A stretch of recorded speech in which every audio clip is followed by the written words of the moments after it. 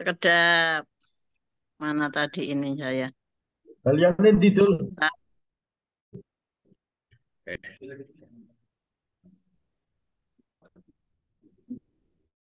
Sebentar, sebentar, sebentar, sebentar, sebentar.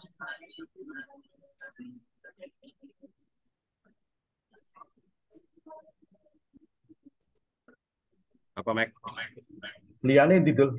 Ya nih, akeh lho 30 niku. Orang Ah, Sapa, terus apa itu belakangnya ada 10 gitu. Kan bareng. ah. Dimulai ya. Oke. Oke. Assalamualaikum warahmatullahi wabarakatuh. Salam. Waalaikumsalam. Salam. Masa Teman-teman ada? semua. Ini malam ini eh, berapa orang yang hadir ya? Yes. Siapapun yang akan bergabung, tentu silahkan bergabung di arah Delma ngomong bebas. Ke ke berapa ini Bang Dul ya? Yang kesekian kali, 14. ke-14. Masya Allah, 14 minggu ya, 14 bulan ya.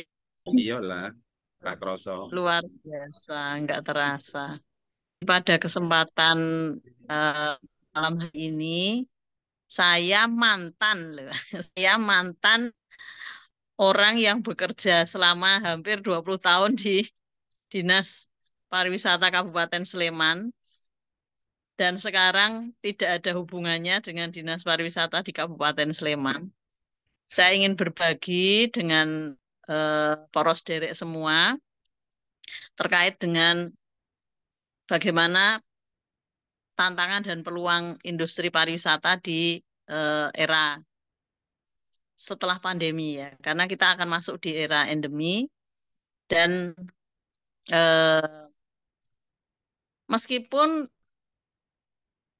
pelan tapi pasti sebetulnya orang harus mengakui bahwa kegiatan pariwisata dan ekonomi kreatif lah yang kemudian secara eh,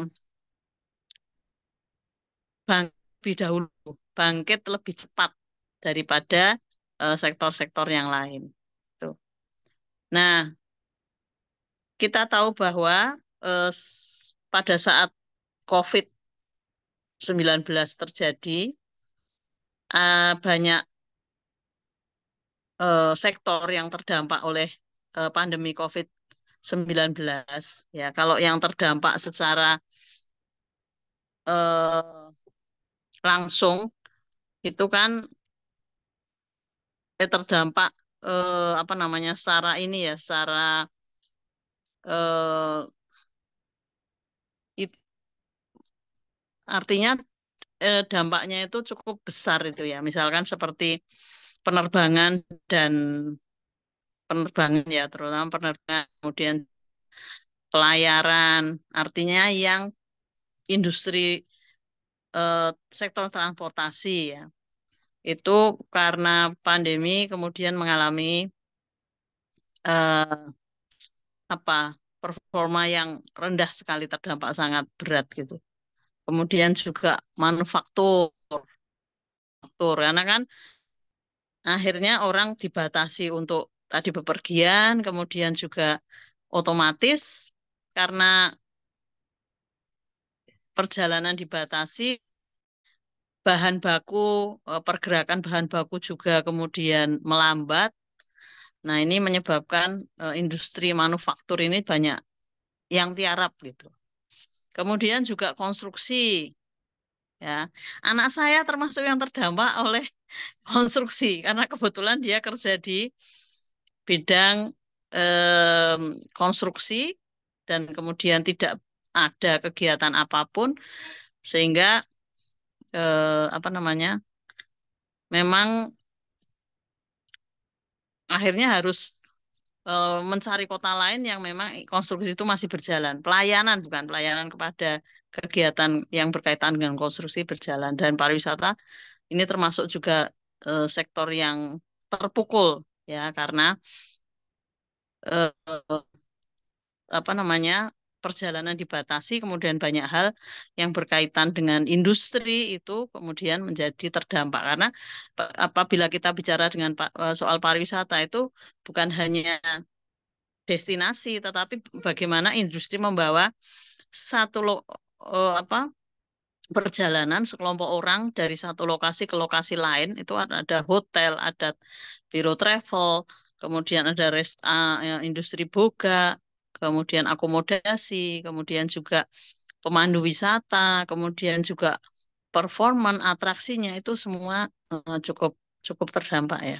Tapi di sisi lain ada industri juga yang kemudian sangat melejit. Misalkan seperti e-commerce. Karena perjalanan dibatasi, kemudian aktivitas karena teknologi informasi itu apa situasi kemudian orang memerlukan informasi sehingga teknologi informasi harus mengikuti begitu orang yang berdiam itu kan tidak kemudian hanya diam gitu tapi dia perlu informasi yang banyak begitu sehingga e-commerce berkembang pertanian berkembang kemudian juga eh, kesehatan, ya, industri kesehatan, entah itu medical apa obat-obatannya, kemudian juga alat-alat APK, pelindung ini apa namanya, kayak masker, kayak baju pelindung eh, orang-orang yang bertugas kesehatan ini, kemudian juga em, apa makanan-makanan yang dikemas ya, itu berkembang sangat pesat karena kebutuhan orang yang berdiam, kemudian berapa periode kita mengalami isolasi, sehingga itulah yang kemudian selama masa pandemi membuat banyak perubahan di dalam cara bekerja kita, cara berkomunikasi, kemudian itu mempengaruhi eh, cara kita itu menghadapi dunia itu akan lebih seperti apa gitu ya. Nah, jadi eh, sangat terpuruk secara internasional kegiatan-kegiatan dan secara di Indonesia juga banyak usaha industri pariwisata yang tutup dan juga kegiatan-kegiatan event yang tertunda. Kalau kita melihat memang sektor pariwisata itu karena tertutupnya terhambatnya perjalanan maka memang kemudian banyak banyak angka yang turun gitu. Seperti kedatangan wisatawan asing itu jelas turun ya. Kalau kita memang harus mengakui itu di seluruh dunia itu sektor itu turun. Kedatangan wisatawan mancanegara. Tetapi kalau dibandingkan dengan perjalanan wisatawan Nusantara, itu kita turun. Tetapi dibandingkan dengan wisatawan mancanegara, itu eh, tidak terlalu apa namanya bedanya sangat jauh. Di di data ya di data ini eh, sektor ya apa kedatangan wisatawan asing ini turunnya sampai 80%. Saya pernah ke Bali tahun 2021 akhir ya kalau tidak salah ya. Itu luar biasa. Sangat-sangat tidak ada kegiatan yang berkaitan dengan pariwisata. Semua toko retail tutup, kemudian toko-toko brand yang memang dimiliki oleh brand-brand ternama itu tutup. Semua toko di pinggir pantai tutup. Ya, karena banyak orang yang bekerja di industri kemudian kembali ke desa untuk bertani. Ya, bertani kemudian eh, apa namanya bekerja di sektor apa ini namanya misalkan dia menyiap industri tapi yang itu kebutuhan mereka gitu karena misalkan orang Bali itu meskipun industri terpuruk kan mereka tetap saja bikin canang-canang perso gitu apa namanya sesajen itu ya apa namanya itu tetap karena itu kegiatan keagamaan mereka. Nah dibanding dengan kedatangan wisatawan Nusantara yang turunnya itu sekitar 29%. Jadi 80 dibanding 29 ya.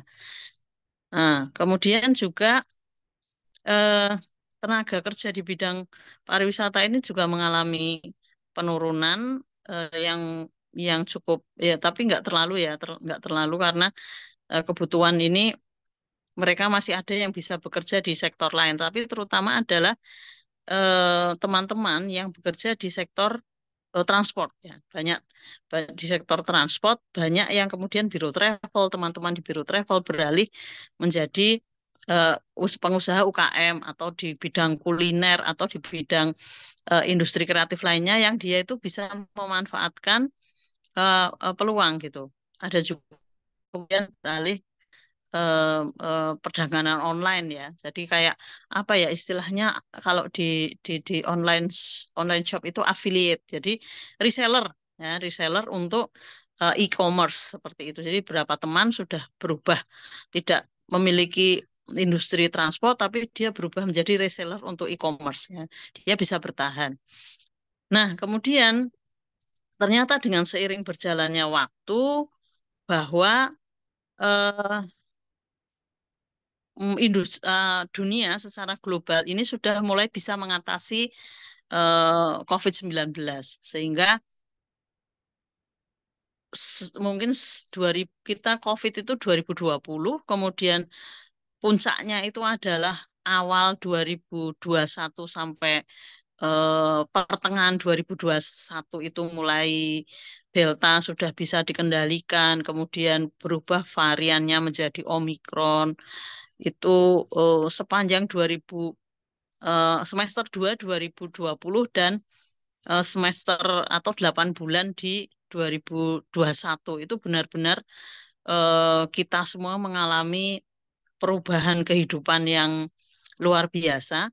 Tetapi eh, saya melihat bahwa mulai 2000 akhir ya, mungkin antara 3 bulan atau 4 bulan di 2021 itu mulai pada saat sudah melandai, kemudian orang juga sudah istilahnya apa ya kalau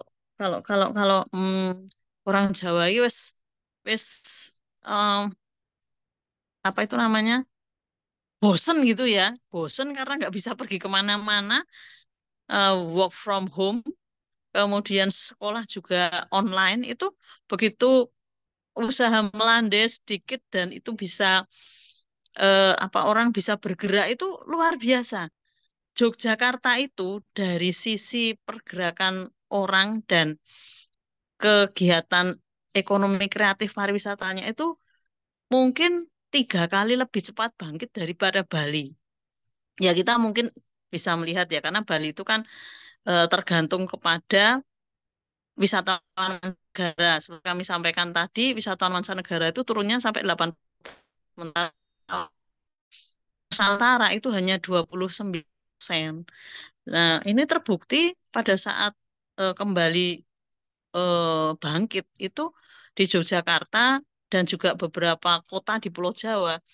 Ini begitu sudah bisa pergerakan manusia sudah bisa dilaksanakan lagi, itu 3 kali lebih cepat bangkitnya daripada misalkan di Bali gitu. Dan kemudian sekarang Alhamdulillah sektor pariwisata sudah mulai bangkit dan sebetulnya belajar dari hal itu kemudian industri pariwisata itu bangkit dengan kalau menurut saya bangkit dari keterpurukan itu dengan 3 hal ya. Mungkin teman-teman di industri pariwisata melihat juga bahwa di dunia industri pariwisata di tempat lain ini eh, apa saling belajar ya karena teknologi informasi sudah sedemikian pesat digunakan karena kebutuhan yang apa namanya kita terisolasi di dalam eh, apa karena situasi COVID sehingga dipacu oleh situasi tersebut kemudian teknologi informasi ini kemudian menjadi tumbuh sangat besar untuk memberikan peluang kepada semua orang untuk memanfaatkan berbagai macam aplikasi kemudian kanal itu tumbuh sangat cepat gitu. Nah, itu yang kemudian menjadi inovasi. Itu inovasi untuk bergeraknya industri pariwisata dalam hal eh, menawarkan, ya, menawarkan kebangkitan kembali pariwisata itu dipegang oleh masing-masing bahwa oh apa namanya ada nih orang bisa melaksanakan ini kaitannya dengan adaptasi ya kaitannya dengan adaptasi em, orang melakukan wisata ini pariwisata ini kemudian karena situasinya yang meskipun kita kita habis apa namanya Delta kemudian ke Omikron sudah bisa berjalan tapi kan kemudian kita semua tahu bahwa perlu ada apa tuh namanya protokol kesehatan. Nah, sehingga kemudian di industri pariwisata dengan inovasi dan adaptasi terhadap situasi seperti itu, kemudian ditetapkan adanya, aduh, saya namanya apa? Clean and CHSE, Clean and Health, eh, apa ya? CHSE. Jadi eh, Cleanliness, healthy, safety, cleanliness, environment. nah, cleanliness, Cleanliness, ah, healthy, healthy, safety, safety, safety, environment. environment. Jadi eh standar ya, semacam standar. Kok ini kok anuku kameraku hilang? Sik. Kok kameraku hilang? Masih kelihatan wajahnya. Oh lah iya, tapi dari sini hilang ya. Ya, oke. Jadi kemudian siapanya? Menteri Pariwisata, saya ini jenenge apa sih? Kementerian Parekraf ya.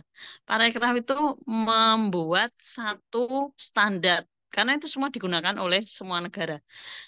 CHSE itu untuk menjalankan pariwisata. Jadi protokol kesehatan diadaptasi dengan em, apa namanya pelayanan kepada pariwisata. Bahwa semua industri pariwisata harus menerapkan CHSE. Jadi ada pada saat datang ada tempat cuci tangan, kemudian didisinfektan, hotelnya juga menyediakan apa itu namanya? Kalau orang masuk kamar ininya kamarnya dan lainnya harus duh suaranya ini apa harus didisinfektan kemudian juga pada saat makan ketemu di restoran kemudian juga makanan harus disajikan dengan tangan yang diberi apa sarung tangan dan itu berjalan dan selalu dulu kita pergi kemana-mana pakai masker meskipun sekarang sudah mulai tidak tapi ada kesadaran bahwa kita tidak mau lagi eh, apa mengalami proses keterbatasan-keterbatasan dalam menikmati kegiatan berpariwisata. Nah, sehingga adaptasi itu perlu dilakukan dan teman-teman di industri pariwisata itu sekarang mau dibilang harus bersaing ya bersaing dengan banyak tempat ya. Karena semakin semakin apa namanya informasi itu tersebar semakin cepat kemudian apa-apa sekarang viral ya apa-apa sekarang cepat sekali viral nah begitu viral dimanfaatkan kalau hanya ada teman saya mengatakan kalau saya pengelola satu lokasi wisata saya hanya mementingkan industri saya akan cuma itu yang saya jual selesai maka saya harus berkolaborasi dengan banyak pihak agar apa yang saya tawarkan bisa lebih banyak dan bisa lebih beragam dan itu bisa membuat orang datang itu menikmatinya lebih lama gitu. Dan itu menjadi pemikiran semua orang ya. Artinya orang yang terlibat di industri pariwisata bahwa untuk bangkit dari keterpurukan pandemi COVID-19 maka perlu inovasi yang terus-menerus diadaptasikan di dalam situasi ya yang tadinya dibatasi harus ada protokol kesehatan sekarang sudah mulai lebih longgar tapi pada situasi-situasi tertentu dan mereka harus mengambil keputusan bahwa orang yang datang harus pakai masker itu diterapkan gitu. Jadi misalkan orang datang dalam jumlah banyak, kemudian dari luar kota, maka ditanyakan sudah vaksin belum? Nah, ini adaptasi kan, adaptasi. Kemudian kolaborasi dengan banyak pihak untuk eh, apa namanya, eh, menawarkan satu aktivitas, satu event, satu apa produk itu untuk kemudian orang tidak hanya sebentar dan tidak hanya terbatas dalam menikmati atau membeli produk tersebut atau menjalani event tersebut. Nah, ini yang kami lihat di lingkungan teman-teman di industri pariwisata eh, itu yang dilakukan.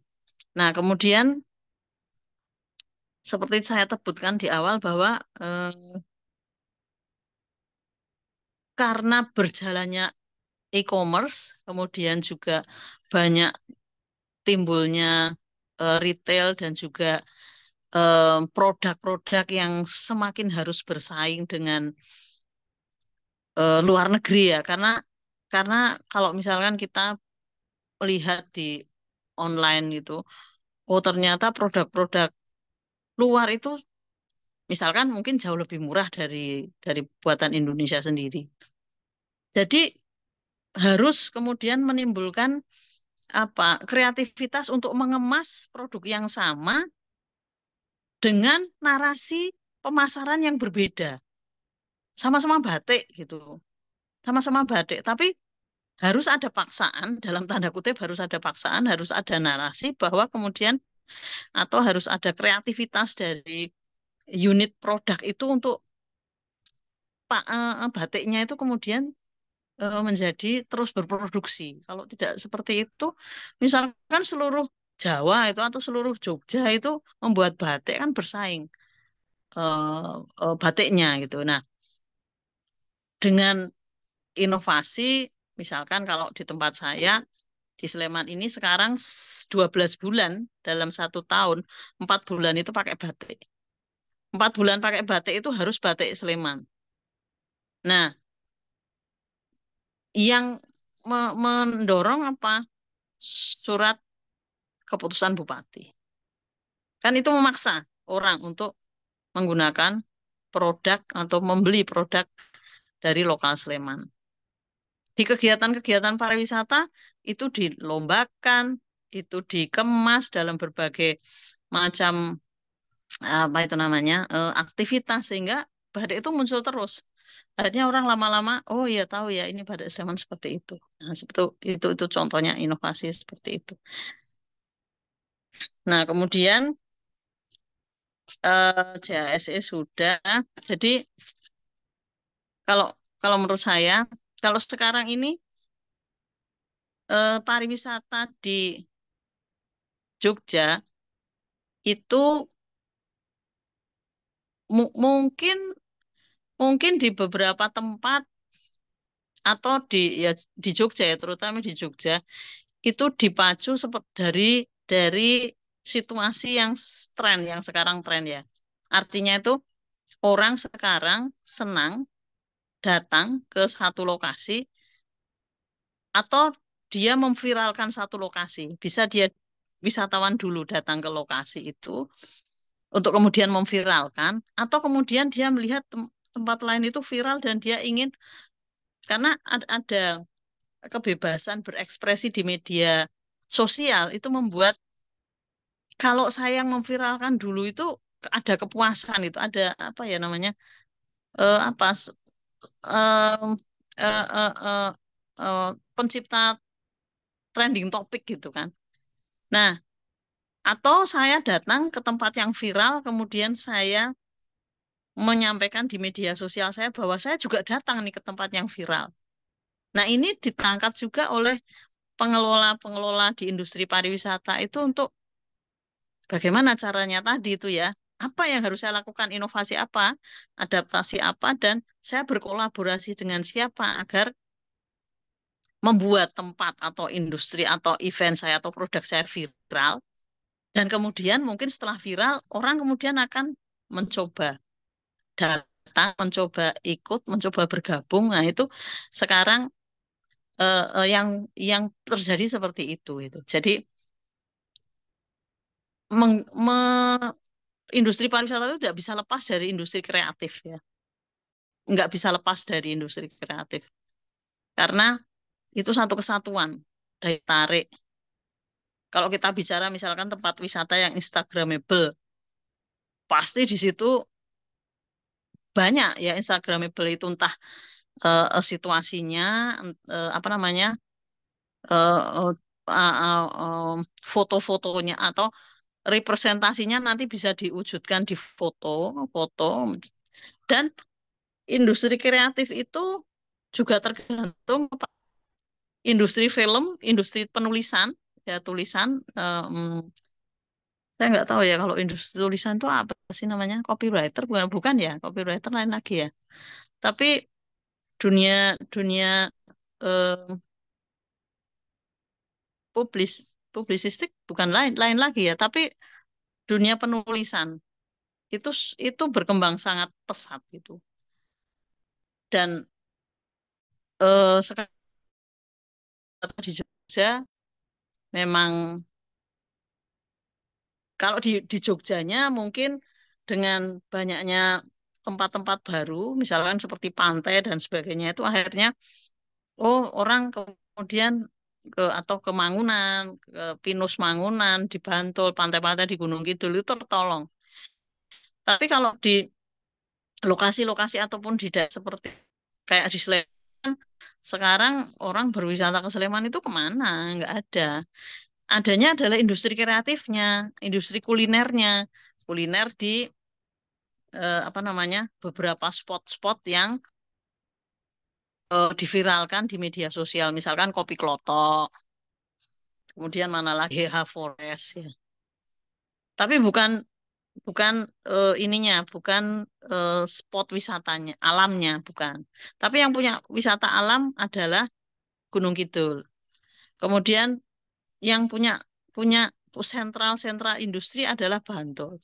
Sehingga kalau misalkan Jogja mau menjadi besar, maka inovasi, kolaborasi, adaptasinya adalah DIY secara keseluruhan, bukan per kabupaten. Gitu. Nah, itu contohnya kalau di Sleman gitu ya. Kalau di Sleman itu karena kebetulan saya pernah bekerja di Dinas Pariwisata Sleman. Kalau untuk Kendal, saya melihat ini kan saya orang luar Kendal ya. Orang yang pernah bekerja di pariwisata dan di luar Kendal, tapi beberapa tempat itu pernah lewat, pernah tahu. Menurut Kendal luar biasa karena punya pantai dan punya gunung. Hanya yang dan sebetulnya mau dibilang menguntungkan, sebetulnya Kendal itu kan di Pantura ya, di Pantura. Eh Karakteristik kota-kota di Pantura itu ada kota-kota transit, adalah kota-kota transit. Nggak- Memang harus disampaikan ada inovasi, harus ada dan harus ada kolaborasi eh, pihak yang mengelola industri Kendal.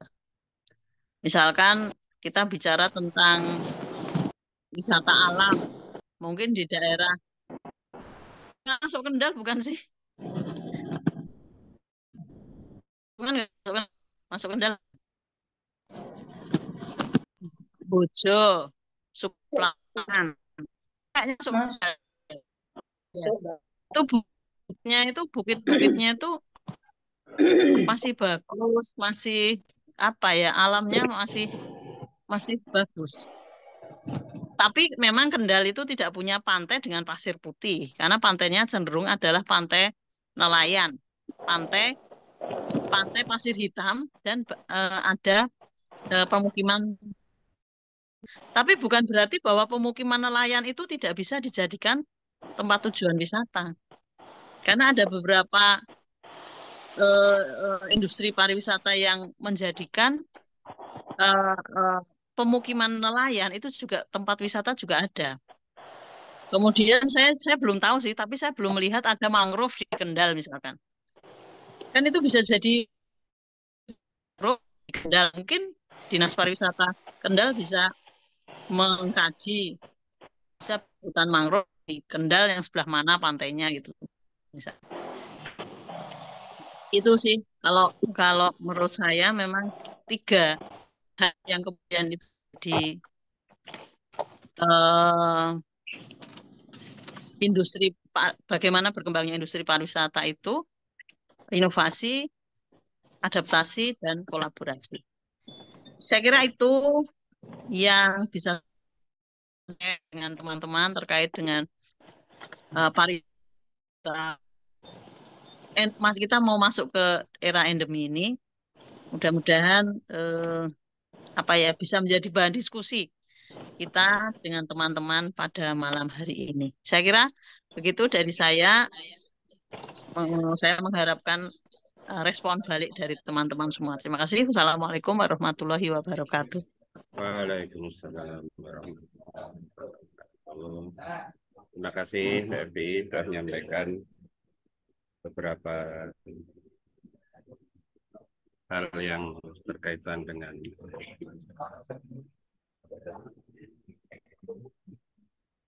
pariwisata. Jadi pariwisata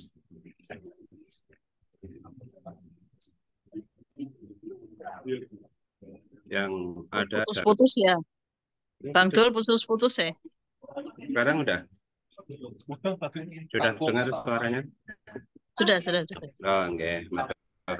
Jadi teman-teman ini sudah banyak yang gabung ya. Jadi Pak Puji Santoso, Pak Busapa, ada Bu Eko Sayakti itu angkatan 90 tapi masuk di sini enggak tahu. Ya rapopo. Rapopo. Ini sebelah wonge. Om Flu, Talaila, Bu Wiwi ya. Jadi Ya. sudah banyak teman-teman gabung. Saya nanti sebelum saya sampaikan ke teman-teman untuk merespon, saya sedikit merespon untuk wisata. Ini kebetulan saya juga sedang berwisata di Sleman ini. Keluar kota kan dari kota Jogja ke Sleman berarti kan keluar kota. Kemana Bang Dul ini kemana? Ini di kafe Jalan Damai dekatnya dengan. Berarti dekat rumahku ya? Yang linter itu mau. Tapi saya lagi di pelosok kuning di tempatnya Nita. Iya, Nungguin anak-anak. Enggak, ini kan dalam rangka topiknya pariwisata ya. Ada yang berwisata. Ngerameni Sleman. Jadi ben ketok bangkit yang ngerameni kafe-kafe di Parani ben ketok rame lah. Ya jadi ya kebetulan ini topiknya pas ya. Saya akhir-akhir ini juga karena libur libur semesteran itu terus wisata-wisata lah kita ingin menggairahkan ya supaya menggeliat kembali wisata itu bisa berkiprah karena kalau kita lihat 10% PDRB negara kita ini kan dari pariwisata. Ya. Apalagi yang Jogja, Sleman, dan seterusnya. Kalau total di Indonesia ini 13 sampai 15 juta pelaku wisata. Ya, jadi yang orang bekerja di pariwisata dan menggantungkan hidupnya di pariwisata itu angkanya sampai 15 jutaan. Nah, ini terus kemana gitu kan? Kemarin begitu ada bencana non-alam. Nah, ini kalau pandemi atau virus ini kan kita kategorikan sebagai bencana non-alam. Ini kian orang kehilangan kerjanya. Orang anak wong sing piknik ini bisa ditahan-tahan, ini serasa piknik sih. Nggak usah healing dulu. Tapi yang kerja ini gimana? Nah, inilah yang jadi persoalan besar dan sekarang alhamdulillah ini sudah mulai membaik dan mulai menggeliat kembali ya, pasca pandemi ini pariwisata sudah mulai menampakkan aktivitasnya. Nah, saya ingat itu pada waktu tahun 2017. Nah, kebetulan yo sidik-sidik itu beno ilmu pemerintahan tapi pengen ngerti pariwisata. Nah, kebetulan apa ya tugas akhir lah kira-kira tugas akhir saya itu dulu juga concern atau menangkap isu pariwisataan plus kebencanaan. Nah, ini kok iso pas dilalai saiki daden gitu. Dulu tahun 2017 tuh Bu Evi, saya ambil case-nya di Merapi ya, Ya, Volcano Tour yang saya ambil case-nya di situ dan kemarin 2022 ya Amira itu yo ikutan ke sana juga liti tentang keselamatan dan kesehatan para pekerjanya itu. Alhamdulillah juga ya, sudah lolos gitu ya. Nah, apa yang saya pikirkan di tahun 2017 itu ternyata juga sekarang sudah mulai kerasa betul gitu loh. Tadi Mbak Evi memberikan kata-kata harus bisa beradaptasi dan berkolaborasi. Ini sudah saya tulis di tahun 2018 itu di jurnal UNISI atau beberapa jurnal internasional itu. Perlunya penekanan adaptif kolaboratif. Nah, ini dulu saya klunya itu karena saya ngamati dari Volcano Tour itu gitu loh. Volcano Tour itu kalau sendiri kan nggak mungkin ya harus berkolaborasi. Tapi kalau ada bencana nggak mungkin ya kan harus adaptif. Nah, dua pendekatan itulah yang saya pakai gitu loh. Ilmu pemerintahan kan ngono kira gitu loh. Kalau mendalam kan enggak ya. Jadi yang saya ambil adalah kelembagaannya ya, institusionalisme lah gitu ya.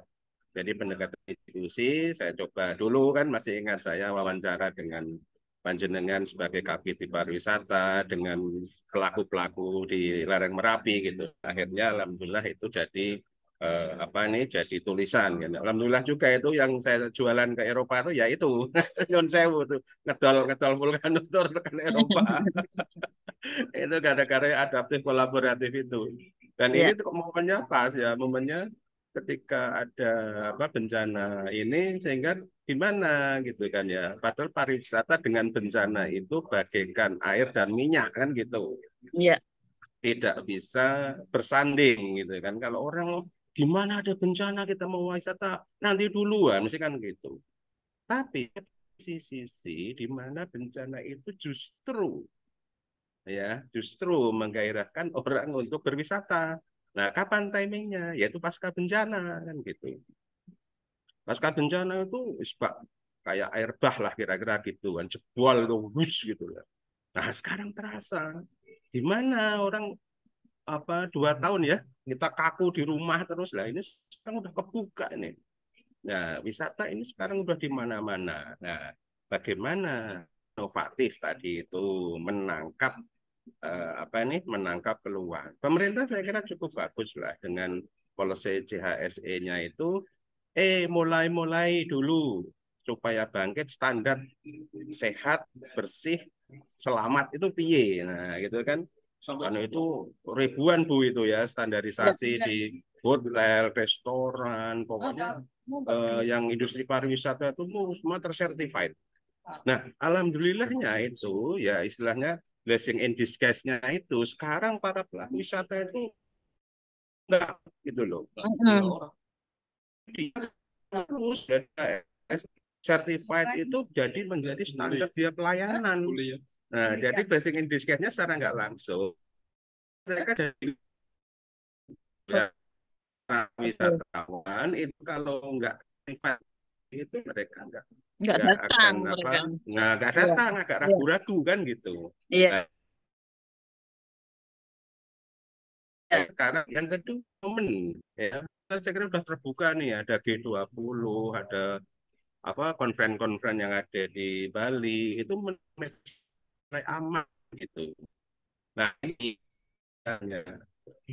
karena namanya dari luar ya bukan bukan pelaku bahwa ditangkap itu inovasinya dananya gitu ya dan ini saya betul-betul kemarin ke Bandung itu sekarang Bu trennya itu orang tidak lagi nginep-nginep di hotel mewah dan gede tapi senangnya lagi glamping-glamping Ya. dekat dengan alamnya, Ya. dekat dengan alamnya. Karena Bisa kan kalau glamping itu kan lebih lebih kecil ya, lebih kecil interaksinya dengan orang lain, dia lebih private, lebih ini apa namanya?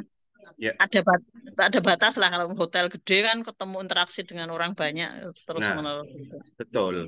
Jadi pergeseran perilaku wisatawan di mass tourism, turis massal ya, ke personalize ya toh.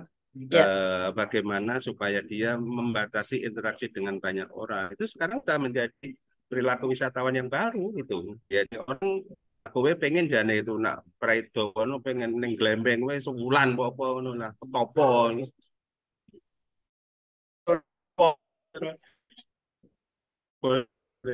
Itu sekarang menawarkan begitu. Jadi nah, dulu kan glamping itu orang mestinya kok neng buri piye kan gitu kau karena itu kayu, karena itu tenda.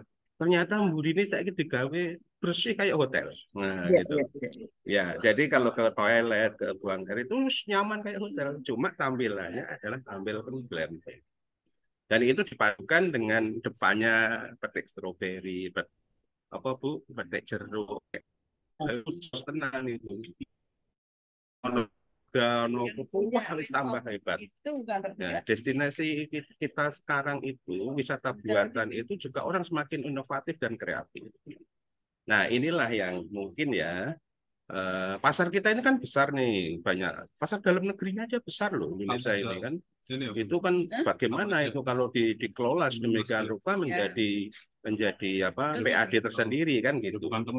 Nah, inilah yang kemarin jalan-jalan itu memperoleh banyak banyak poin gitu ya bagaimana perilaku wisatawan dan sekarang juga regulasi-regulasi pemerintah kan semakin memudahkan kok itu. Jadi wes bensek lah nggak usah dikasih regulasi-regulasi yang sifatnya apa pendapatan gitu kan mereka beraktivitas dulu berbasis masyarakat. Nah baru setelah itu sambil ada bimbingan terus baru mungkin nanti pendapatan asli daerah baru dipikirkan. Tapi yang penting trickle down efeknya, multiplier efek masyarakat itu saiki masif loh. Jadi sekeliling wisata apa ODTW itu orang sadar wisata itu kok dari sudah mulai gerak sekarang. Nah ini yang menurut saya mungkin nanti Bu Evi kalau balik lagi dengan dinas pariwisata piye itu garape ya sing itulah pokoknya ya CPRD ngusik lah. Tapi yang penting trickle down effect gitu multiplier efek ke masyarakat gerak itu loh ini sekarang udah luar biasa kok dari trennya ini itu saya kira tanggapan atau respon yang berkaitan dengan pariwisataan ini teman-teman monggo ada Om Puji, Bu Safa, Om Flu, mungkin ini Lela, saya tambahin Bang Dul. Mungkin kita teman-teman ada yang ngikuti ya 2 minggu atau 3 minggu atau sebulan yang lalu itu Indonesia menjadi atau Jawa dan Sumatera menjadi tempat tujuan pertemuan campervan seluruh dunia.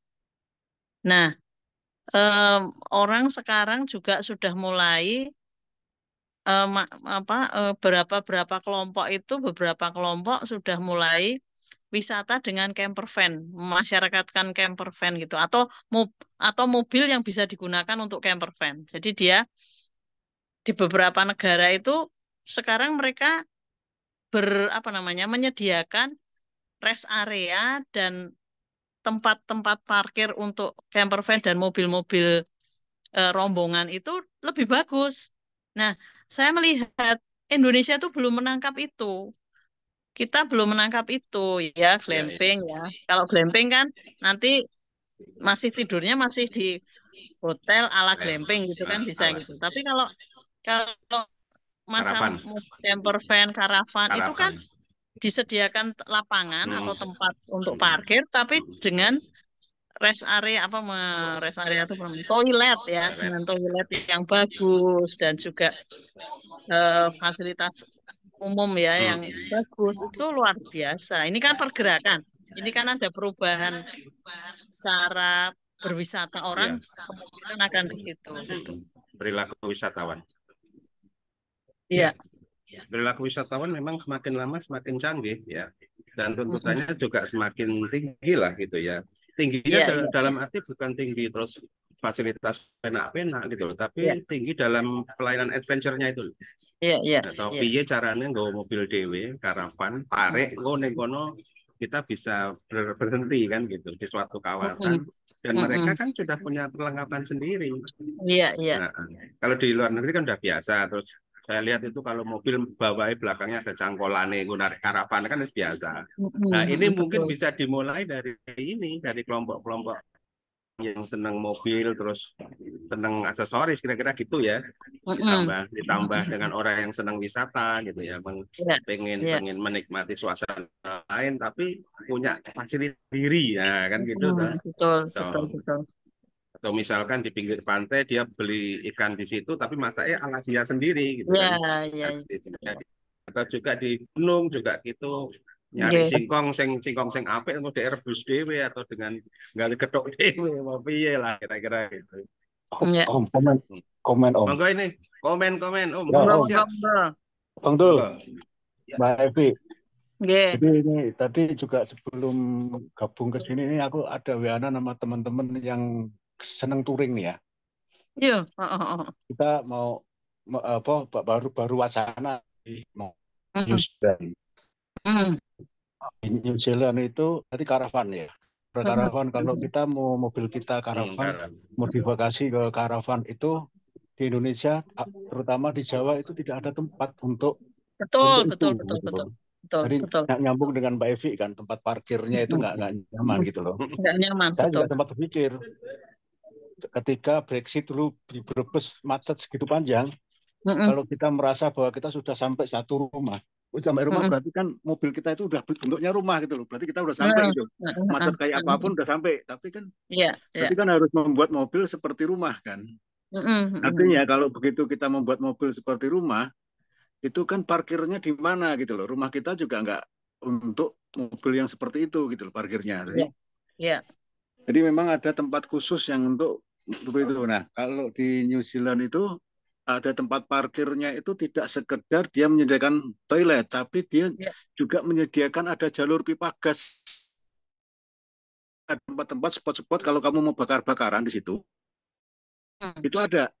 Betul. Jadi ada nyewain karavan juga. Jadi kita touring di situ, parkir karavannya kita siapin. Ya kayak mungkin kayak penginapan ya, tapi karavan bentuknya. Jadi di situ ya itu mungkin yang seperti itu kita nggak ada gitu loh. Tapi memang nggak tahu ya, mungkin belum budaya ya. Kalau bagi mereka mungkin kan karena spot-spot pemandangannya di New Zealand kan bagus-bagus gitu kan, sehingga orang melakukan karavan piknik seperti itu ya mungkin kalau Bang Dul kan nulis buku kan, mungkin butuh seminggu sebulan situ nulis buku. Kalau saya kan sekarang tarapnya lagi baca masalah nih.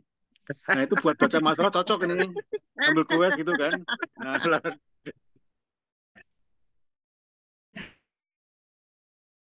baca masalah 40 ya masalah ya. Satu buku baru 10 ya.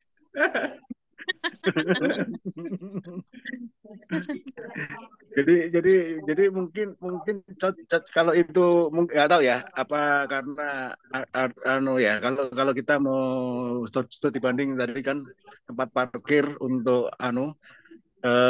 termasuk menyediakan gas kalau kita mau bakar-bakaran gitu loh. Jadi kalau di sana difasilitasi beberapa spot gitu, sehingga kalau kita piknik gitu ya kebutuhan pikniknya itu terpenuhi gitu loh. Iya. Om Lubab, ini kebetulan saya selama mungkin sebulan ini ya, selama saya sebulan ini kan enggak, sebelumnya dua bulan yang lalu itu saya pengaruh oleh cucu-cucu saya. Cucu-cucu saya itu suka buka YouTube. YouTube itu tentang anak perempuan Korea yang melakukan perjalanan dengan mobilnya dan bawa anjing dia. Nah, karena di YouTube-nya itu dia nggak ngomong, ada menunjukkan filmnya aja bahwa oh dia pergi ke sini itu. Jadi, oh seneng ya ini ya kalau apa namanya dia sama si anjingnya ini pergi kemana-mana, nanti di tempat tertentu dia buka tenda, di tempat tertentu dia buka tenda. Nanti kalau udah digulung lagi, dimasukkan mobil, ada nama ada bed. Jadi mobilnya dirombak, ada bednya, ada beberapa peralatan rak-rak gitu, tapi tidak dibuat seperti camper van ya. Mobilnya ya tetap mobil seperti itu, tapi di dalamnya sudah direnovasi, lalu ada rak untuk tempat ini. Tapi kalau dia menikmati alam, dia keluar buka buka eh, buka tenda gitu. Nah, semakin beberapa beberapa film yang kaitannya dengan perjalanan seperti itu saya cari-cari dari beberapa channel yang saya lihat.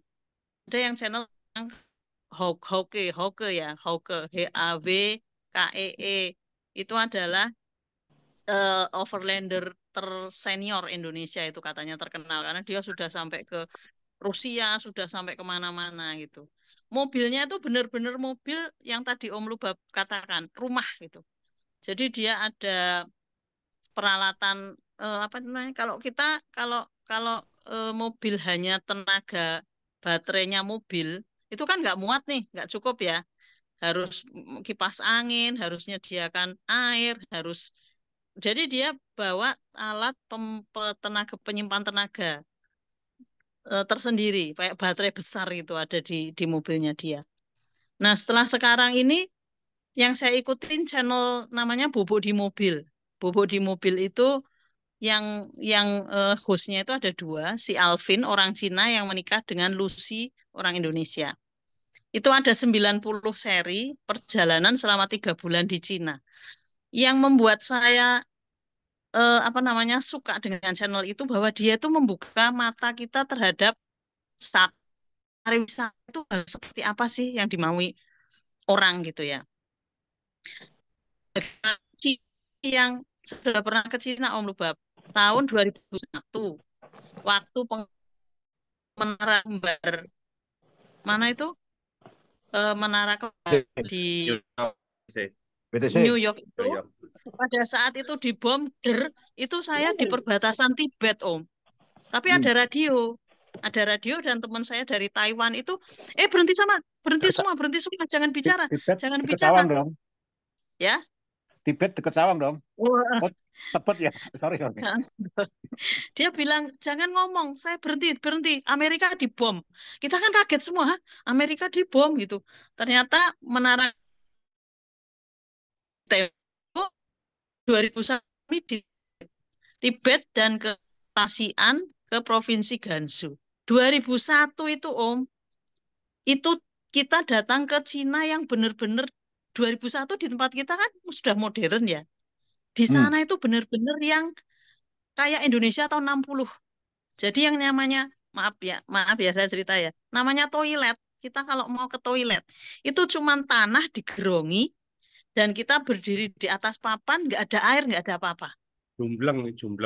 Jumbleng, bener-bener jumbleng 2021 loh. 2001 loh. 2001 itu jumbleng. Jadi kalau kita mau ke sana itu sambil tutup mata karena di bawah kita ada apa nggak tahu kita, pokoknya bau aja gitu. Nah, si Lucy itu melakukan perjalanan pelosok eh, di Cina itu luar biasa. Kota Cina itu sekarang kota-kota di Cina luar biasa modern, bahkan di pelosok-pelosok itu yang namanya tempat area untuk camper van itu rest areanya luar biasa, baik di tempat jalan tol di kota kecil area dilengkapi colokan mobil listrik coba. Aku sampai, aduh ya ampun, Cina demikian pesat berkembang. Dia tidak hanya berpikir masalah pariwisata loh, tapi apa, maksudnya gini loh, pariwisata itu adalah satu industri, oke, perjalanan orang dari satu lokasi ke tempat lokasi yang lain. Tapi fasilitas dan kenyamanan orang itu yang dia bangun, itu luar biasa betul. Jadi saya Om Om Lubab sebelum jenengan ke New Zealand, lihat YouTube-nya bubuk di mobil dulu. Kalau yang Indonesia Jajago, yang keliling-keliling Indonesia itu ada Jajago itu. Mobil itu dibikin kayak, ya itu kesukaan sih, itu selera. Kalau pengen jadi camper van ya bisa, tapi kalau di kota kita, mungkin di Indonesia itu banyak banyak variasi ya. Tapi kalau menurut saya apa yang dilakukan Alvin dan Lucy dengan mobil yang tidak terlalu,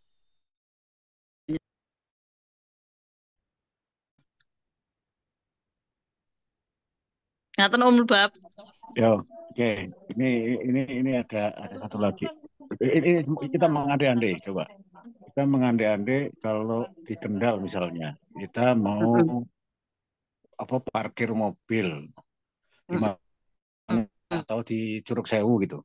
Terus mm-mm, kita masak di situ gitu loh. mm-mm, Itu mm-mm, kira-kira perilaku pemerintah kita, Pemda kita, itu mm-mm. akan melarang, akan mengusir, atau memfasilitasi malah. Masalahnya Om, masalahnya tidak semua di dinas pariwisata itu ngikutin cara berpikirnya wisatawan. Aku kan nyambut gawe nang dinas pariwisata, Om. Seharusnya, Tapi 19 tahun toh, nah, ya seharusnya, nek misalnya nyambut gawe nang dinas pariwisata itu cara berpikirnya itu adalah wisatawan. tren wisatawan. Aku berpikir seperti wisatawan. Kebutuhan ku apa sih nek aku jadi wisatawan? Wisatawan backpacker lagi ya. Heeh. Kebutuhanku apa dari wisatawan? Jangan berpikir sebagai birokrat. Nek berpikir sebagai birokrat, apa sing gampang sebagai birokrat yang kulaksanakan? Iya kan? Hmm.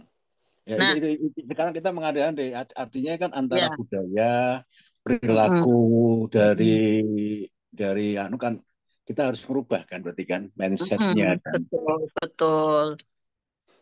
Jadi kita tadi kan mengandai-andai di Kendal aja deh. Kita ke Pantai Mm-mm. Kemangnya atau ke Curug Sewu gitu. Terus kita tiba-tiba buka van, terus masak-masak di situ, terus nulis Mm-mm. buku 3 hari di situ. Kira-kira diusir, apa difasilitasi atau dikomentari atau diviralkan, ya nggak tahu lah. Bukunya belum sempat ditulis itu masih baru ide aja belum mungkin sudah diusir gitu. Itu Diusir. mengandai-andai kita di Kemungkinan, kondisi kemungkinan, sekarang gitu ya. Hmm. kemungkinan diusir. Terus Berandai-andai boleh juga loh. iya mengandai-andai sekarang gitu. Lalu kondisi sekarang ya. Jadi kan harus Nah, harus cuci otak dulu kan. Iya, iya. Nah, pandemi ini, tantangan ini banyak banyak yang daring ya sekarang ya. Ya, Dari daring yang tadinya saya itu dibilang nggak buta dengan ojol, buta dengan apa GoFood dan sebagainya. Sekarang saya udah menggunakan fasilitas itu gitu loh. Jadi sekarang ini benar-benar apa daring itu menjadi salah satu apa namanya kebutuhan. Jadi mungkin ini tantangan buat anak-anak muda sekarang kan. Kalau kan untuk mengikuti teknologi mungkin keteteran nih, pondal-pondal nih. Ini peluang buat anak muda sekarang gitu loh. Walaupun saya sekarang kalau ya, sudah mulai beli online barang-barang online walaupun sudah nggak percaya lagi tapi tetap aja beli gitu loh. Ketipu lagi nggak bisa barangnya nggak bisa dipakai iya, tapi iya. tetap aja beli gitu loh.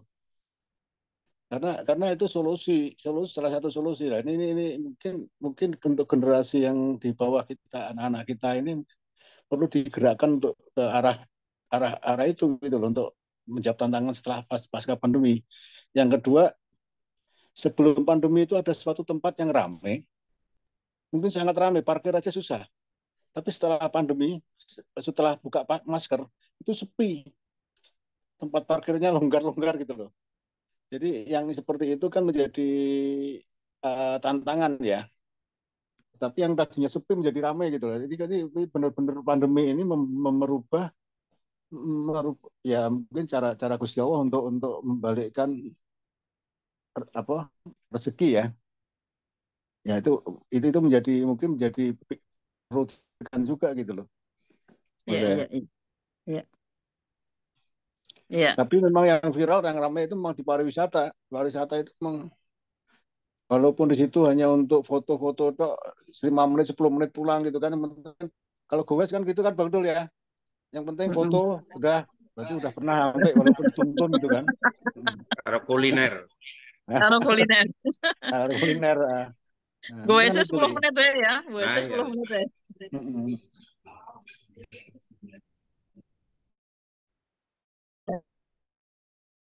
Halo, selamat malam everybody.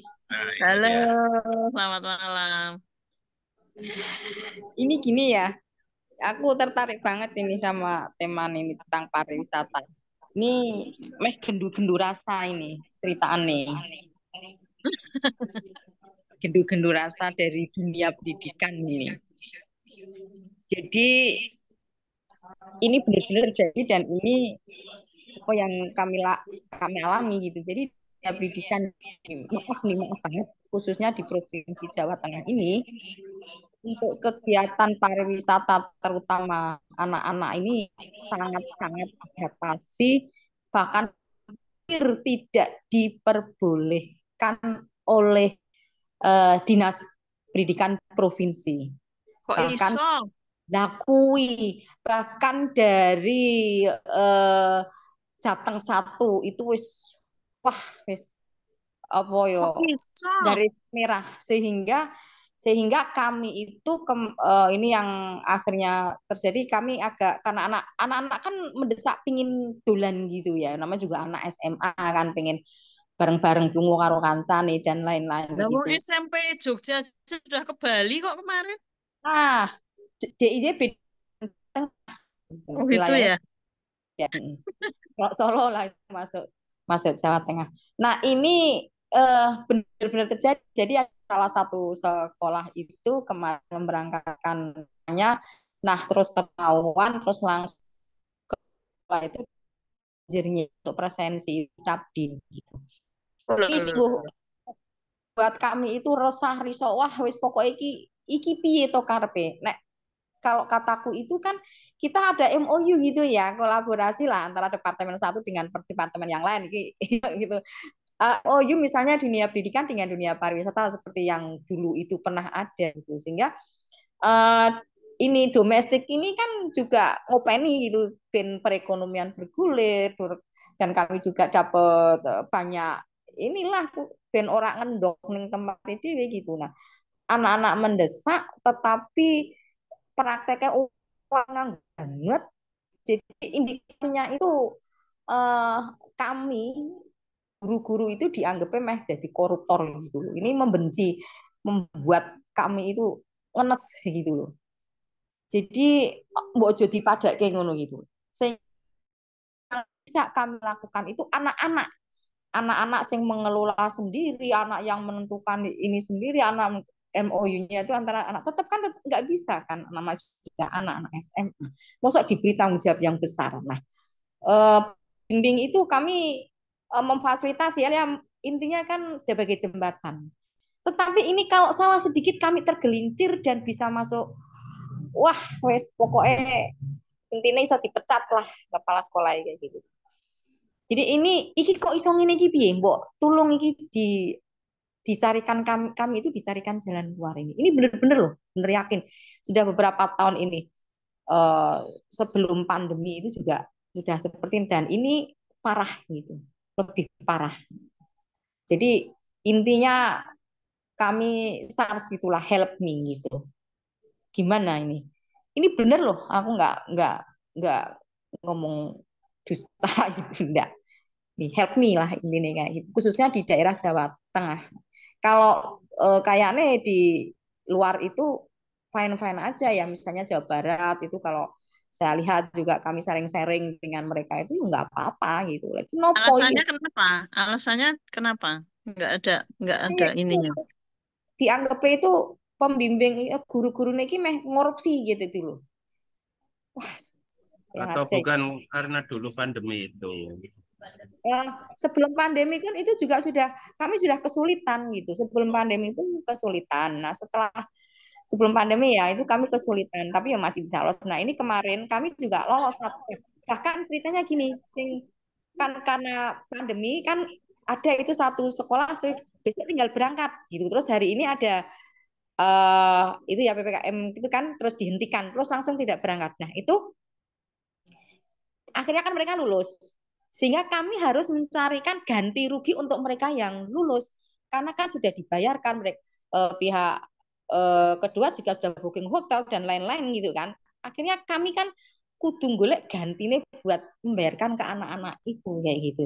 Jadi betapa yang kami lakukan itu luar biasa, tetapi kalau kami salah sedikit itu tergelintir dianggapnya kami pungutan liar gitu. Pungutan liar masuknya. Ngeri banget. Jadi kayaknya itu mungkin ada campur tangan, kayak misalkan orang tua yang nggak suka anaknya pergi ditarik uang gitu ya. Nah, LSM itu. Tapi kan itu hanya juga 1-2 orang gitu. Tapi kenapa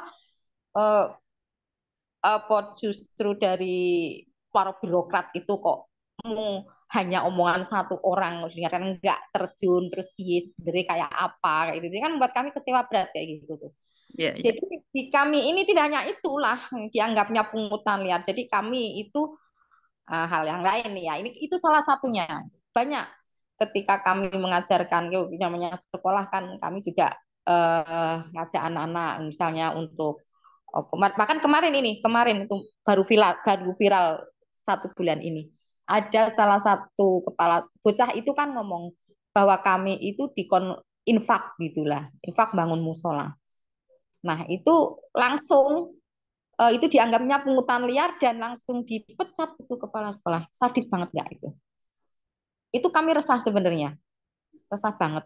Ini hanya salah satu banyak banget, tapi diantaranya termasuk pariwisata inilah. Kalau ada dinas terkait gitu ya dari pariwisata itu, mbok gimana caranya Eben iso Kulon Nuwun atau bagaimana gitu sehingga kami itu tidak kesulitan. Anak-anak juga perlu kok refreshing, anak-anak juga perlu kok misalnya bareng dolan bareng teman-temannya, anak-anak juga perlu itu semua gitu. Loh, kalau semua sudah direncana kegiatan anggaran kan ya legal tuh Bu, itu kan masa nggak bisa untuk Dianggap tidak legal Pak, dianggap oh, tidak legal. Intinya karena pariwisata tidak diperbolehkan titik gitu. Intinya pariwisata itu tidak diperbolehkan titik. Itu. tidak boleh itu dolane kali itu. Ya Kalau artinya edukasi kan nggak apa-apa. Kan sering tuh kita dengar wisata edukasi, kunjungan industri. kami itu sudah nggawe manduk ya, misalnya kan ini ada kunjungan kan, biasanya kan ada kunjungan gitu. Itu tetap tidak diterima gitu. Oh. Tidak diterima, makanya kan ini wes burauruh lah intinya kami itu Nah, kasihan gitu kepala kalau di sekolah. dalam apa manajemen pendidikan itu kan ada yang namanya tugas pokok dan fungsi sekolah itu apa, kan gitu kan. Nah, setelah itu program tahunannya apa. Nah, program tahunan itu kan di license juga oleh dinas kan. Ini boleh, ini tidak kan gitu. Nah, itu kalau sudah semua masuk di RAB, kan ya nggak ada salahnya. Atau Kalau pariwisata nggak ada di RAB, oh Pak. oh Nggak boleh nggak boleh. Oh maksudnya kan nggak ada gitu ada. ya. Nggak ada. Yang di RAB itu kan hanya tupoksi dari kami. Gitu. Yang dari BOS sama BOP yang bisa dibiayai oleh BOS dan BOP itu juga harus melalui Siplang gitu. Untuk belanja-belanja kan juga melalui Siplang. Kalau tidak bersiplang kami juga tidak boleh. Berarti itu kalau dengan komite aja rembukanya lah, kalau dengan komite. Benar, dengan bahkan itu kan sudah pakai payung hukumnya komite kan.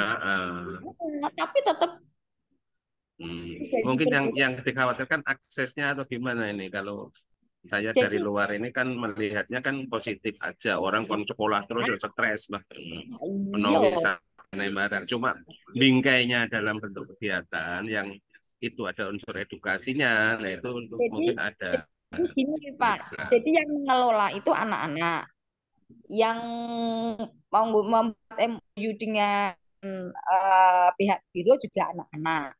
Pembayaran juga anak-anak langsung ke guru. Intinya itu guru tidak boleh, pembimbing tidak boleh campur tangan. Tapi kan yo tetap jenenge bocah kan ora iso, Pak. Butuh bimbingan, butuh Ya arahan. tetap harus pendampingan, lah ada pendampingi lah maksudnya. Anak suruh harus apa selesai target ini supaya kita bisa berangkat bareng kan juga wong namanya juga bocah kan, jangan gitu kan harus tetap harus ada pendampingan, nggak bisa bocah ki diculke ngono ya ora iso. Iya, betul. Tetap harus dikandani itu. Nah, itu ngerinya itu di situ. Nah, itu benar Pak, itu kemarin kan kami lolos itu hanya berapa bis karena kan memang karena ketakutan kami itu takut banget gitu. Harus baik malah ketakutan. Kepala sekolah rasa turu. Harus seneng-seneng. Benar. Dan ini loh maksudnya piye ben ono ini mungkin ada kaitannya sama yang lagi viral itu Bang Dul. Iya. Yang lagi viral itu kan karena itu kan sekolah kan gratis. Ada pungutan itu di luar. Kok masih ada pungutan lain gitu loh. Maksudnya gini, Pak, mohon maaf nih ya. Kita kan ngajari anak-anak misalnya bersedekah. Ya kan? Sedekah lah. Sedekah kan mau RAB. Itu hanya bersedekah, anak bersedekah toh itu nanti untuk kegiatan pembangunan musola karena pembangunan kan sekarang semua berhenti. Semua berhenti. Tidak ada sekolah yang bangun apapun tidak boleh. Tidak diperbolehkan gitu loh. Hanya boleh memperbaiki. Bunyinya begitu. Sehingga semua ini mangkrak gitu ya. Hanya boleh bisa dilakukan kalau kita misalnya bekerja sama dengan bank misalnya kayak gitu. Nah, itu juga harus hati-hati sekali. Tapi dengan pemerintah udah nggak bisa.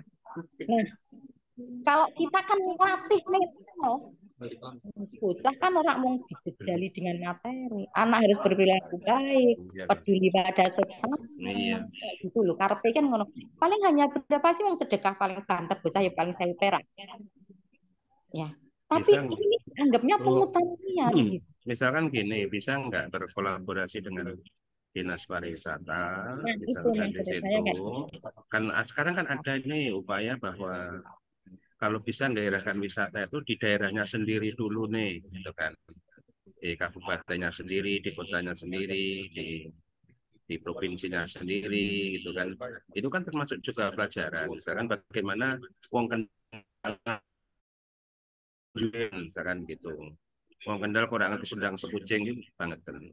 Nah itu kalau bisa dikolaborasikan, tentu saja kan biar ada payung payung hukumnya gitu loh. Bahwa ini juga kepentingan pemerintah juga kan mencerdaskan kehidupan bangsa itu orang mengeling bangku kuliah, orang ning bangku sekolah kan gitu.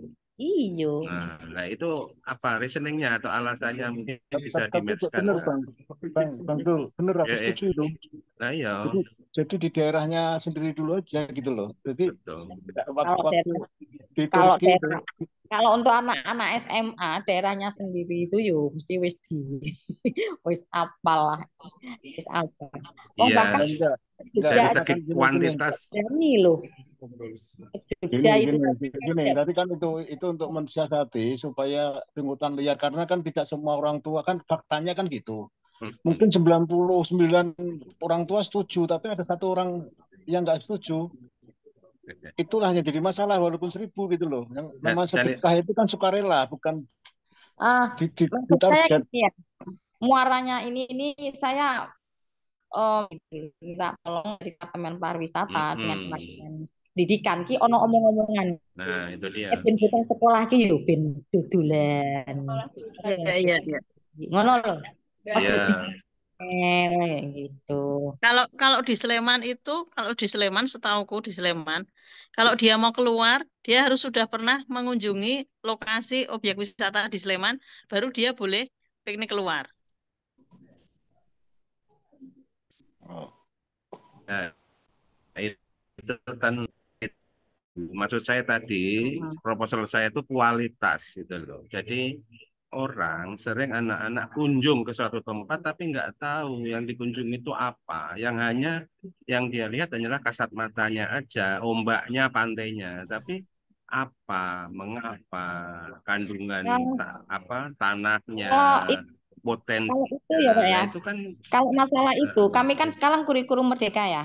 Kurikulum Merdeka itu kan ada P5 mm, itu, proyek itu. Nah, di nah itu antaranya dia. kan kalau kita apa potensi daerah itu sudah digali lah. Intinya anak-anak sudah dapat arahan dan sudah bisa gitu loh.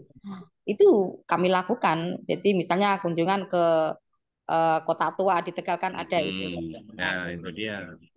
sampai sedetailnya itu ada lah, nanti ada misalnya ke Gunung Gajah misalnya itu ada benar kami lakukan, itu sudah kami lakukan juga sebagai P5 Oh, di kurikulum Merdeka ini. oke. Mm-mm. Berarti nanti dibantu Bu Evi itu merumuskannya gimana ini. Maksudnya dodok Oh, lagi ini khusus Jawa Tengah loh, ini kalau Jawa eh, Tengah enggak kayaknya. masa mau piknik kok nggak boleh. Tapi ya mungkin belum benar Om Flu tadi. Jadi rasanya ini ya, yang pemerintah sudah mencanangkan apa wajib belajar dan pendidikan gratis macam-macam kok isi ono itu loh. Itu dok mungkin ya Nah, ini akar kan masalahnya. gini, Pak, perlu perlu orang lain juga ketahui, kami yang di dalam itu ya. Bahkan untuk siswa saja, Pak. Untuk jadi kayak colokin tekel buntut nih. Kalau kami itu misalnya mau bawa anak kemah, kan anak pinginnya kan misalnya kemah nih, kan Mm-mm. keluar ya, misalnya golek ning kaki gunung kayak gitu tuh ya.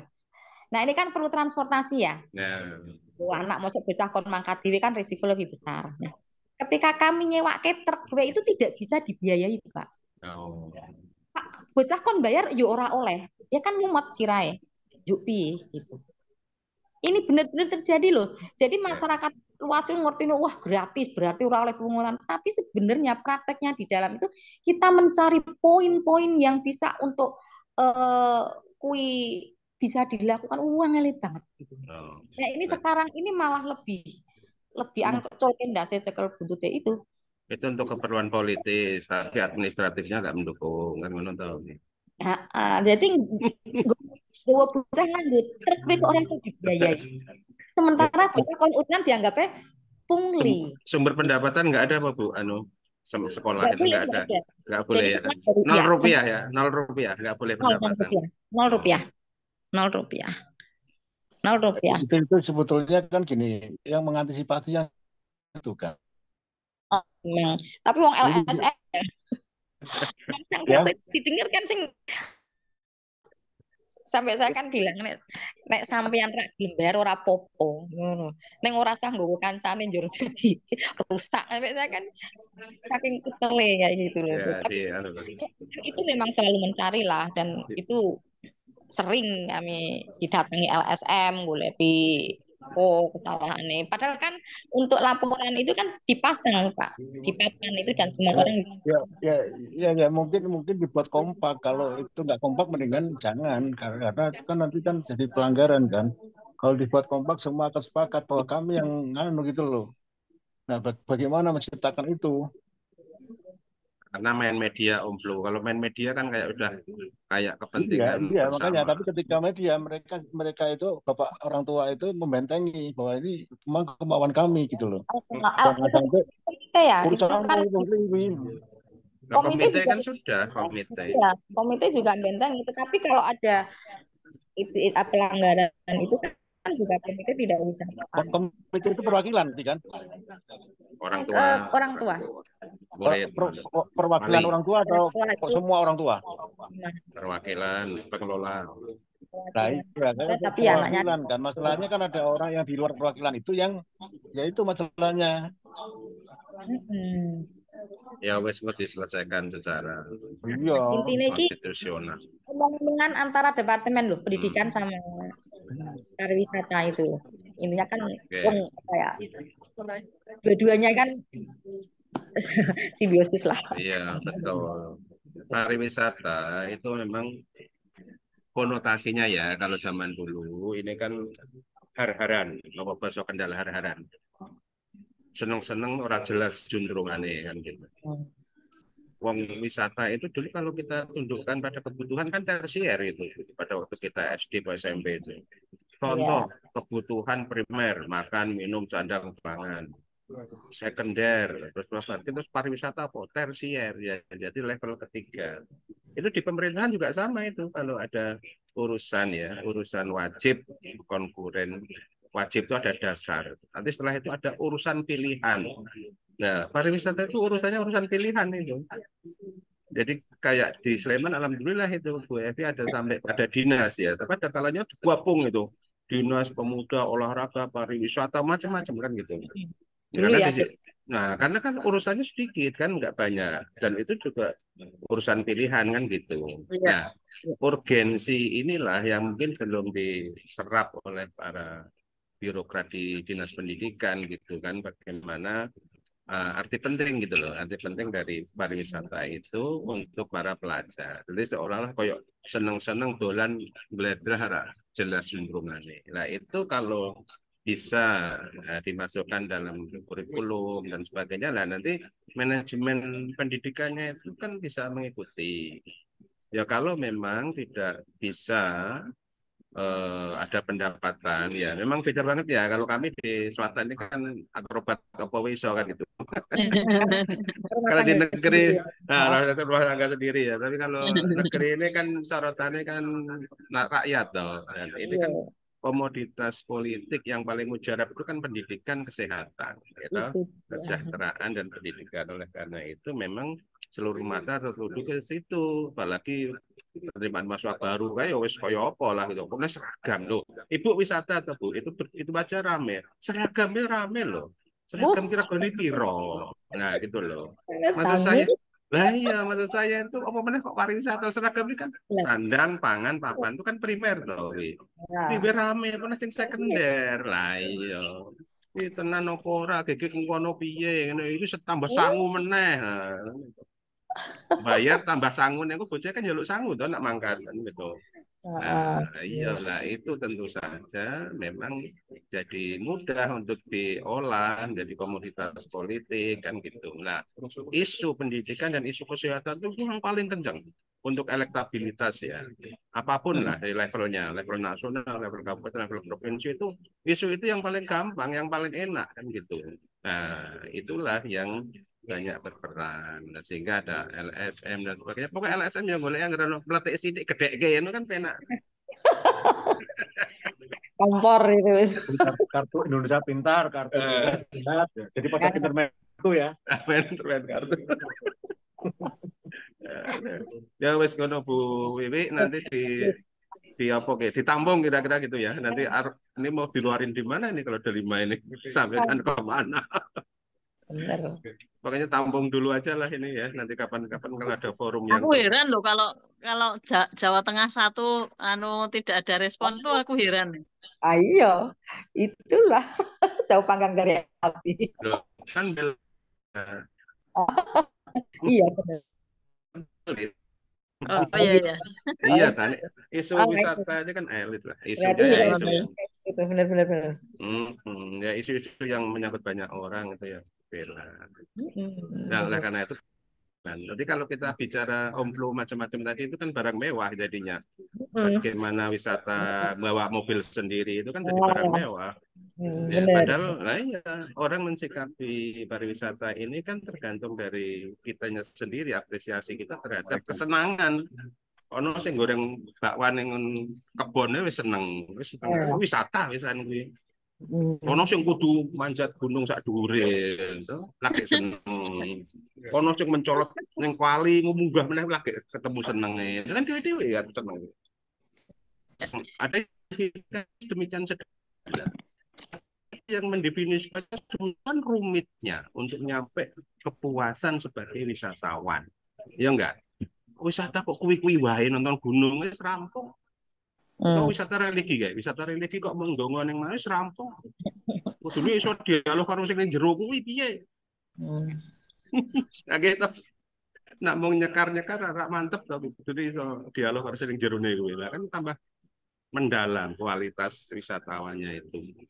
Sama. Nah, ekspektasi terhadap senangan itu juga menurut saya hierarki juga Om Flu ya. Hierarki yang bawah, yang mass tourism itu ya ekspektasinya ya sederhana-sederhana aja gitu. Kunjung, selfie, balik cukup. Tapi kalau wisatawan yang berkualitas itu malah trennya cenderung ke menantang maut malah. Betul ini ya. Jadi kok saya juga belum bisa memahami ini. Kok orang mau seneng-seneng tapi kok malah justru yang memacu adrenalin. Nah ini kan ekstrim ya Pak. tapi Ekstrim ini ya. ekstrim. Nah, tapi ini kudu diwadahi loh karena pemerintah sebagai pembuat kebijakan kan ojo ngantek anu korban tau gitu kan. Nah yang kedua sebagai provider misalkan swasta pengen nawarin so ekstrim mungkin nah iso kan gitu sensasinya ya gede kayak mana bisa. Nah inilah yang ada kalanya kan tarik menarik di antara keduanya ini maka diperlukan adanya satu kolaborasi kan gitu. Wong nonton Gunung Meletus ki seneng loh itu. Dia Wah, apa pembuatan sing luar lihat biasa. sing liyane do wedi to ono Wah, wong bule iki malah oh ya Bu Evi itu dulu kan golek ibu itu medeni itu Bu itu golek sing angel sing apik ndi pas meledake piye ngono oh, dadi waduh gila ngeter lagi beneran gitu malahan. ya Tahu ini tembak-tembakan yang Sarinah aja ditonton ya. tonton ono sing dodol bakso merang malah ono. Pak orang kan. Lah itu dia artinya wisata itu sebagai sebuah apa ya yang memberikan trickle down effect, multiplier effect dan sebagainya itu tentunya ya bisa di mana aja kan gitu. Nah, itulah yang mungkin nanti ya kapan-kapan kita bicara agak lebih spesifik gitu, Bu. Ya, jadi apakah kalau kita dulu kan sering 3A ya, atraksi, amenitas, aksesibilitas, kan gitu 3A. Atau juga kalau kita ngomong wisata ala pemerintah itu destinasi, industri, tata kelola SDM dan kelembagaan, terus promosinya. Nah itu kapan-kapan kita fokus ngomongin promosi dok, gitu kan. Atau ngomongin tentang destinasi. Nah itu juga kapan-kapan lah kita elaborasi lebih dalam lagi. Monggo-monggo ini sudah jam 9 ya. Kalau kontrakannya kan jadi wis rampung gitu. Ah, ya terima kasih. Monggo mati terusin atau kita cukupkan. Kalau ada Bang yang mau Dul ini disampaikan. di kafenya udah mau disuruh pulang belum itu? Ambuh iki. Aku ki mung waton mlaku iki mung ana manajere sebelah iki. Ah, nang lukisan bumi po? Ora, iki sing luruse Lembong Sari ngalor ki lho. Lembong Sari ngalor itu sekarang banyak banget. Nah, itu di Anu Mbak, yang tanya anak Jack Moon. Sopo? Ripah, Mbak Ripah ini. Enggak namanya apa? Namanya apa? Iya, Nama Mbak, tempatnya? ya wis engko dirembuk maning. Ripah, Mbak. Enggak, nama tempatnya itu apa? Nama tempatnya? Ripah Cafe. Oh, Ripah Ini Cafe. anaknya apa? Dua anak Jack Moon apa duduk makanya kono. Oh, apa? Kok aku baru Lambian anak Jack Moon ki telu ayu-ayu ono Ripah, Miskah, Pak Iza. Oh, Apa Bapak? Apa? Cahayu mesti apa? Kayak Bu Evi dititeni wong oke dek dhewe ora hafal karo kancane. Wes ya, apa mau lanjut lagi sampun jam 9. Nggih, monggo. Bu Wiwi. Mungkin masih ada teman-teman yang mau merespon, kami persilahkan. Ada Mbak Erlin, Tina, ada Mbak Safa, Mbak Laila. Di sini. Ini sekedar tanya sebentar Mbak Evi. Ya. Angkatan 90. Lah, saya itu lagi apa namanya komet sama pemerintah nutup TPA sampai 1 bulan lebih itu loh. Oh lah itu. Ya. Ya itu. Nah, umpama kita itu posisi yang rumah tangga di rekor piye carane lah kalau di Jogja ini kota pariwisata, sampah dari wisatawan gimana? Ya, apa boleh buat? Takutnya menggunung di kota itu terus nanti nggak bisa bayangin aku.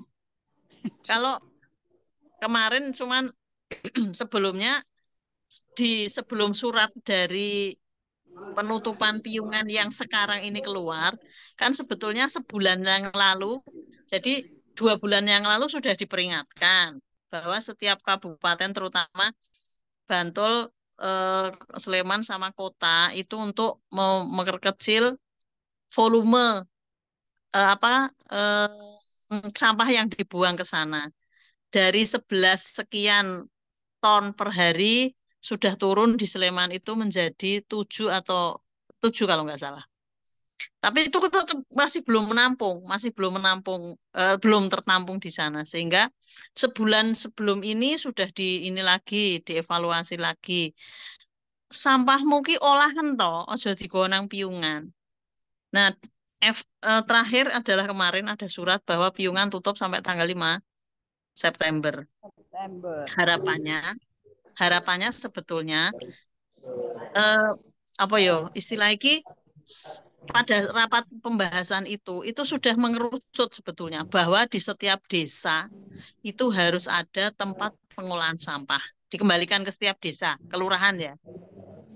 Sehingga piye carane pokoknya sampah itu berhenti di kelurahan, di wilayah kelurahan. Jadi ada tempat-tempat yang digunakan untuk pemilahan sampah dan sebagainya dan sebagainya. Banyak kelurahan yang sudah melakukan itu dengan berbagai macam mesin, dengan berbagai macam kelembagaan itu wis ono gitulah. Karepe iki segera mbok sing liyane iki seperti itu. Tapi orang kita itu di tenggat waktu kan mesti molor-molor toh. Gregeten lah. Akhirnya keluar surat itu bahwa piungan akan ditutup sampai tanggal 5 September. Yo, maksudnya iki mendorong agar serius gitu loh. Kalau nggak gitu kan yang di kabupaten kota sama di kelurahan nggak bisa ininya. Tapi Segera berarti menerapkan. kenyataan nanti tetap ada pengangkutan sampah ke sana gitu ya. Nah, Ya, takutnya itu loh di kota setelah itu tanggal 5 kalau September. sampai menggunung itu kan ngeri toh Bu Evi. Iya, iya, iya. Iya Yang jadi sih, jadi kota itu PR-nya iya. PU sekarang, Bis jadi PR-nya bis PU. pariwisata berapa ribu Iya, betul. Iya. Ya wes kok dilanjut lagi Iya. para persampahan. Penting gitu. pariwisata jalan terus. Sampah menggunung, pariwisata jalan terus. Itu tagline saya dulu. Merapi meledos, pariwisata jalan terus. Betul. Oke, terima kasih teman-teman sekalian. Oke, terima kasih. Delima Amang Bebas yang sudah gabung, Bu Evi, Bu Wiwi, Bu Sapa, Bu Eko, Pak Pradilubab, Dolela, dan Sri Amintina. Saya kira kita sudah waktunya, jam 9 sudah habis. Kita akhiri. Sampai ketemu di Delima Amang Bebas berikutnya dengan topik yang berbeda, dengan narasumber yang berbeda, dengan artis yang berbeda. Demikian, bila taufiq wal hidayah. Wassalamualaikum warahmatullahi wabarakatuh. Waalaikumsalam warahmatullahi wabarakatuh. Matur nuwun. Sampai jumpa lagi. Assalamualaikum. Waalaikumsalam.